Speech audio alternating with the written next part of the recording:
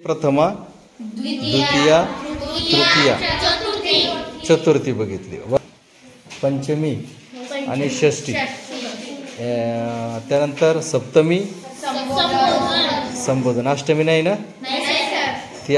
मग आज आपण आता विभक्तीमधील सर्वात शेवटचा जो प्रकार आहे तो अष्टमी ना, संबोधन हा प्रकार आपण बघूया. संबोधनामध्ये काय म्हटलं जातं, संबोधनाचा अर्थच असा होतो की हाक मारणे, कोणाला तरी बोलवणे, बोलवल्या जाणे, काहीतरी सांगणे, एक हाकेच्या दृष्टिकोनातून, म्हणजेच बोलणं, असं कर तसं कर, इकडे ये तिकडे जा, असं, म्हणजे हे जे हाक मारण्याचा प्रकार आहे तो संबोधनामध्ये होतो.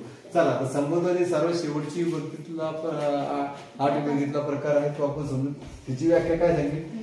ज्या विभक्तीमध्ये एक वचनात प्रत्यय लागतो, लागत नाही परंतु अनेक वचनात प्रत्यय लागतो आणि हाक मारल्याचे काय हाक मारल्याचे जाणवत असते. एक वचनात प्रत्यय लागत नाही आणि अनेक वचनात प्रत्यय लागतो आणि हाक मारल्याचे संबोधन होते किंवा हाक मारलेलं जाणवतं आपल्याला, तर समजून घ्यायचं ती विभक्ती, कारण ती सगळं सोपी आहे ओळखायला. कारण हाक मारल्यासारखं वाटतंय त्याच्यामध्ये, श्याम इकडे, श्याम इकडे, हाक मारले.